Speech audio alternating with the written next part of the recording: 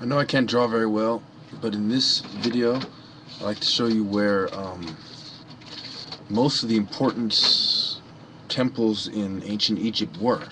They were actually in what was called Upper Egypt, which is the bottom part of Egypt, which is right above Nubia.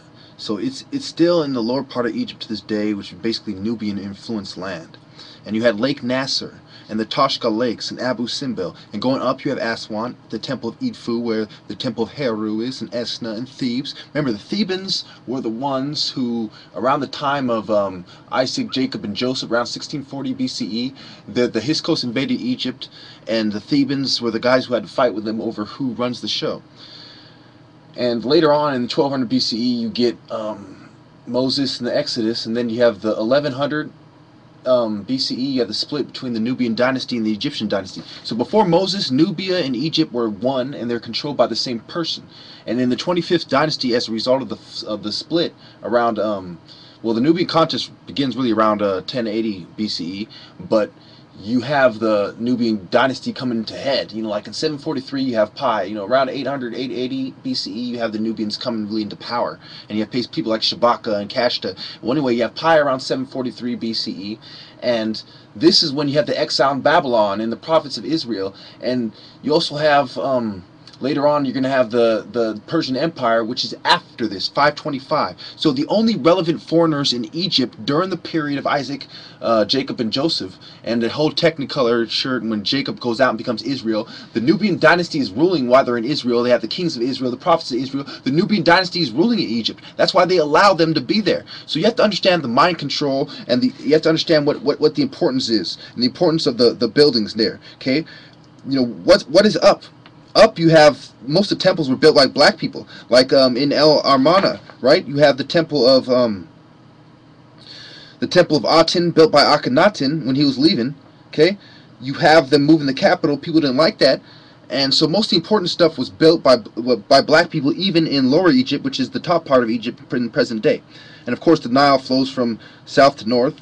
So you know what really did you have in Upper Egypt? You have Cairo, you have Beni Hassan. These aren't that relevant in contrast with the Valley of the Kings and the structures of Karnak and Luxor. I mean, they're almost irrelevant when you compare the two. The Nile Delta was the white person trying to control the resources, and he didn't care about where the Nile went. He didn't care about Lake Nasser. He didn't care about the deeper spiritual knowledge.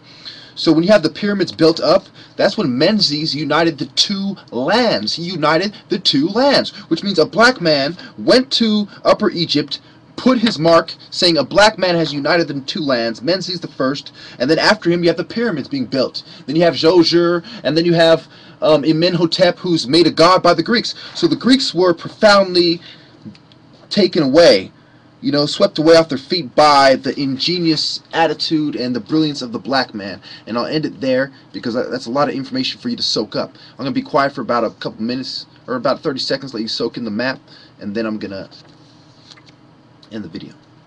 Give you about a minute, 30 seconds. Maybe a little commentary. Why not? You know, you had Port Said, you had Demet in the north, you had El Alamein, you had, remember in the Sinai, you had Egyptian structures built there too, because Egypt was controlling part of that.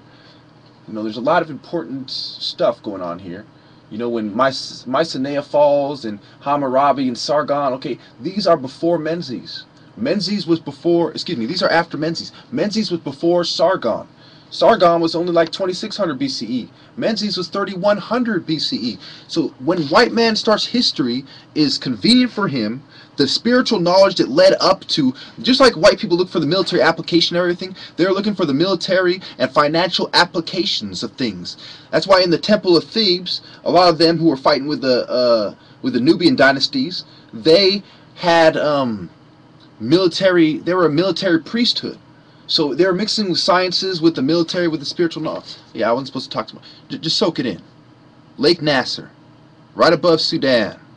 If you think there wasn't black people there, like there are right now, you are out of your mind. If you think they weren't pushed down by European, Persian, Assyrian, Turkish, British troops, you are out of your mind. You think the Greeks and the Romans didn't push black people to Sudan, you are out of your mind. There is no way that they were not black. And there is no way that people did not mix after rape, empirical rape after empirical rape, colonial rape after colonial rape, imperialistic rape after imperialism resulting in rape. Do you understand?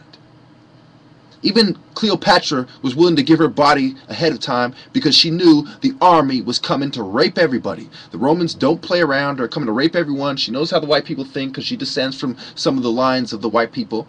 For example, she descends from the Macedonian line. Well, I end it right there.